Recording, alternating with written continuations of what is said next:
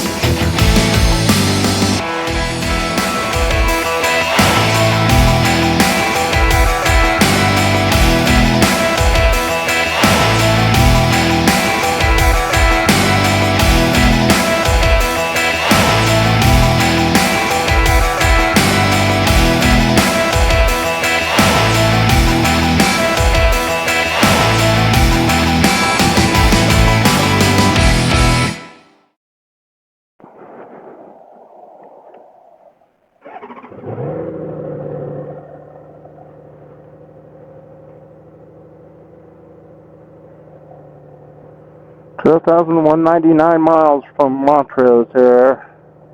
Leaving from Montrose, I should say, on the odometer. 9:48 a.m.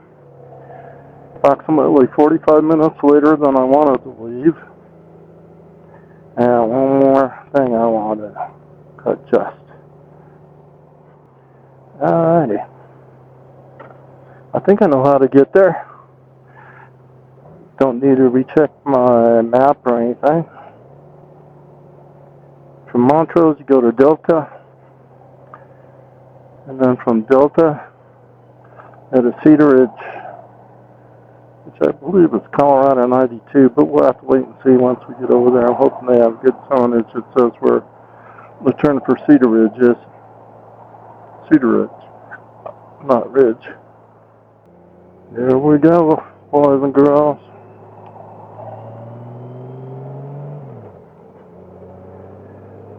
So the Black Canyon is still closed for tourism because the fires haven't been contained yet. I took the bike to the Davis Service Center in Montrose here, and I got that 12,000 mile maintenance done, which includes changing all the fluids, everything. Brakes, clutch, radiator, engine oil, rear end. They did it all.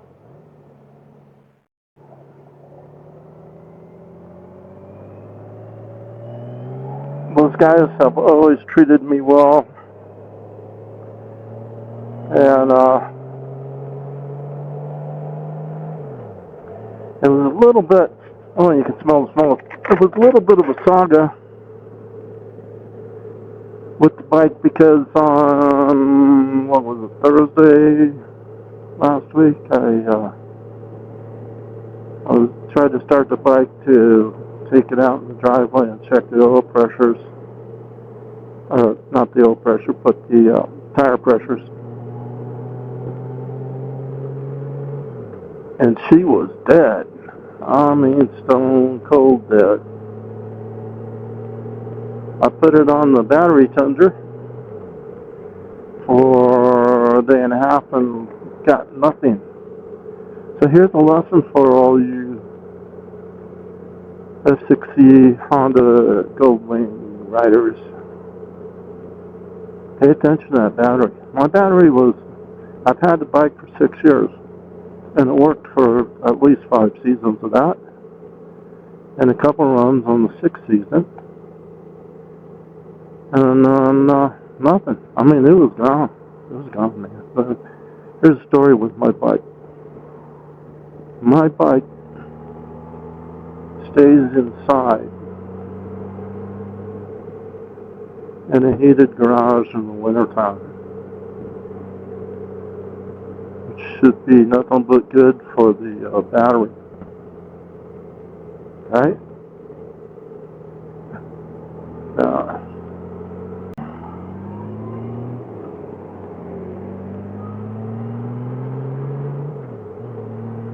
This is Highway 550, I believe.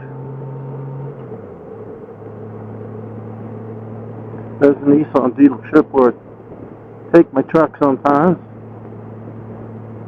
They also treated me very well. I could come over here and buy a trailer, but I bought a trailer. Okay, let's get back to the story with the Valkyrie and the battery. Well, it was Thursday. Yeah, I live in rural Colorado. Where am I going to get a battery to replace the completely dead, not charging battery that I've had on the bike for 6 years? Didn't have enough time to order one, but the guys on the forum were very informed with me. There's one guy on the forum. He now owns a Honda Goldwing, 2024 Honda Goldwing. But he doesn't have his F6C anymore. It's Valkyrie. But he's very informative. His name is Tazmul. And the other person that I was reading his post, because he recently had the same problem, was a Brit man who was planning to go on a cross-country trip. And I think it was the day that he was going to start out, dead battery, not there. So he went through this whole saga. He ordered a battery, and he had a 2-day delivery put on it because he lives in Maggie Valley, North Carolina. And anyway, it did not get there in 2 days. Now his planned trip start date is being delayed because he's waiting for this battery. Finally, he gets a battery, and he's able to start his trip. But he documented the deinstallation and installation of the battery. And I was a little concerned at that point because it sounded like a hassle. In fact, he was asking for the incantation that he needed to perform to be able to get the battery out and back in again. Nobody provided that incantation, but he did get the battery out. He got the new battery in, and he was able to go on his cross-country trip. It was huge miles. And, what else? But, this other member of the forum, Tazmul, who now has the Honda Goldwing, was commenting on batteries, and he had found one on eBay, a lithium-ion battery, and he had it in his F6C actually for a long time, and he's very happy with it. Faster starts. He said the battery was like 5 or 6 years old, and it was still good. Amazing, lighter. Weighs 4 pounds as opposed to 12 pounds or whatever it is on the stock battery. Much lighter. But bad news was I didn't have enough time to get a battery shipped to me because my bike was due in Montrose for this 12,000 miles maintenance that I was talking about earlier, and I did not want to lose the opportunity to get that maintenance done. So I hunted around in Gunnison at the local car parts stores, and it turns out that Napa had a battery that fit.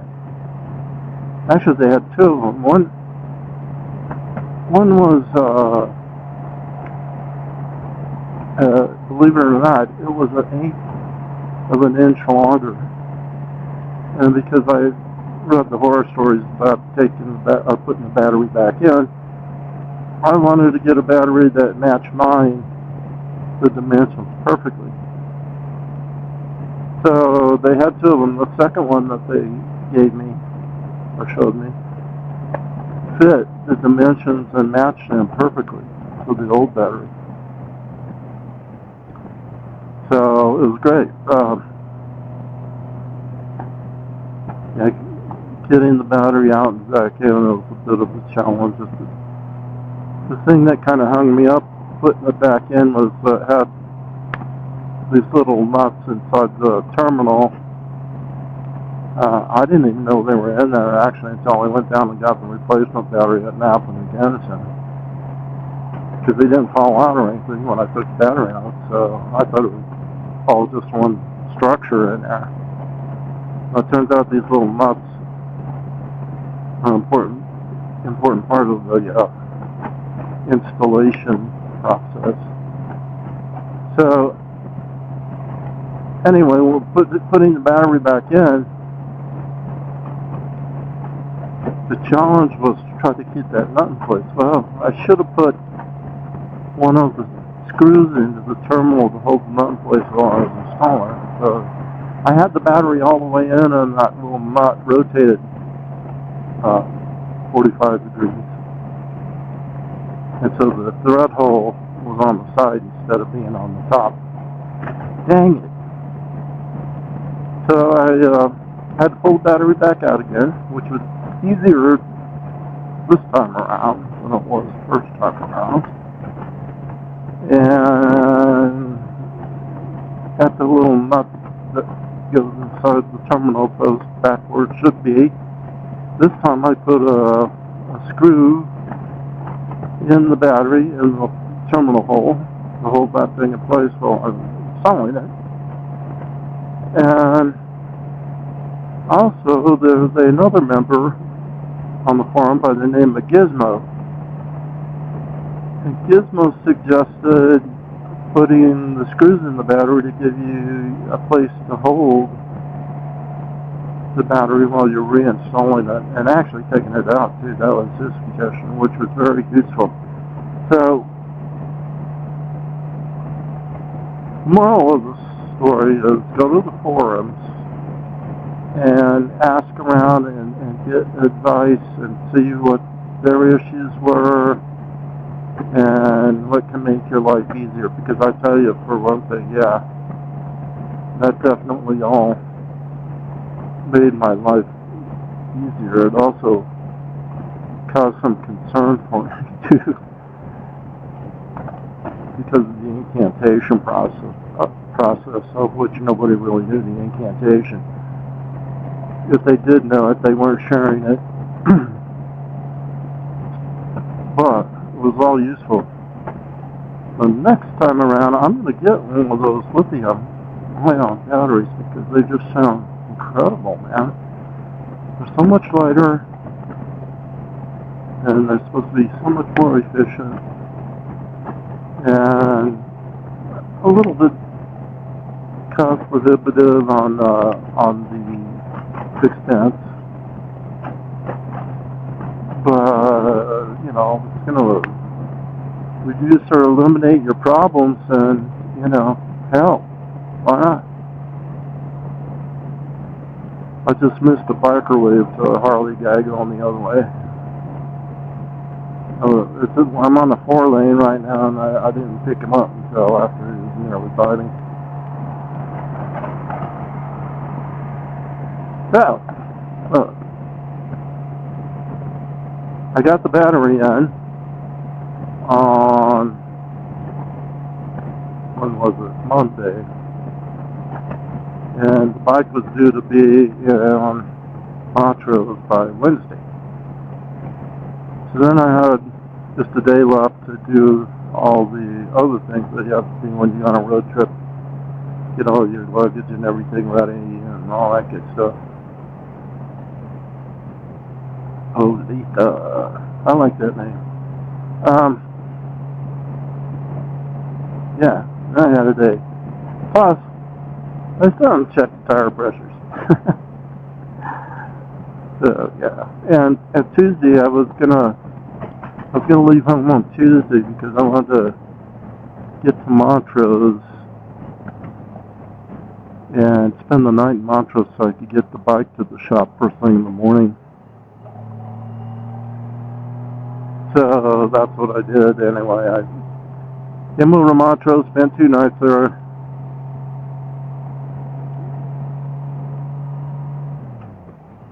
Wednesday morning I took the bike in, and I thought they had told me that their shop opened at 7 o'clock. But it actually wasn't until 9. They had a lockbox, and I just left the key in the lockbox and walked back to the hotel. And I figured out later, why was I thinking that they would say it would be open at 7? Well, it takes 2 hours to get to Montrose from my house, hour and a half. And I was probably thinking that I had to leave the house by 7 to get there by 9. In fact, I'm sure that's what I was thinking. But it doesn't matter anyway. I got the bike into the shop. I was in Montrose. The bike was in Montrose, and everything was cool. Then the guys did all the work. And when I called them on Wednesday morning, they go, well, you know, we're doing 12,000 mile maintenance. There's a lot of stuff we're doing to your bike. Air cleaner, have to take the gas tank off, change all the fluids. And he says, well, we may not be able to finish it today.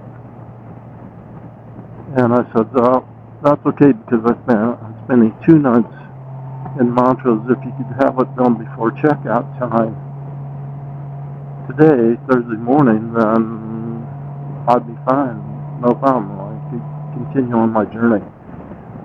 And so he said, okay.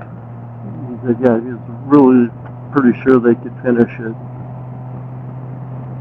at least by Thursday morning. And 5 o'clock Wednesday comes around, and they got the bike ready. So I was able to go down there and pick it up. And I'm continuing on my journey this morning. Now, if you looked at I think it was Honda Valkyrie Season 3 route planning video, that's where I'm going. The route that I planned in that video goes to Dinosaur, Colorado, because I've never been out there. I'm a Colorado native, lived there all my life, and I've never seen Dinosaur, Colorado. So, that is the plan. Now, other factors come into play. From what I hear or read, there really aren't any hotels between Mesa, Colorado, and Rangeley, Colorado, which is 135 miles or so. So the dilemma is, because I want to ride on the Grand Mesa Scenic Highway today, do I have enough time to do that and then continue on to Dinosaur? Yeah, probably. But I don't know. So we shall see. It depends on how often I stop on the Grand Mesa to take pictures and whatnot.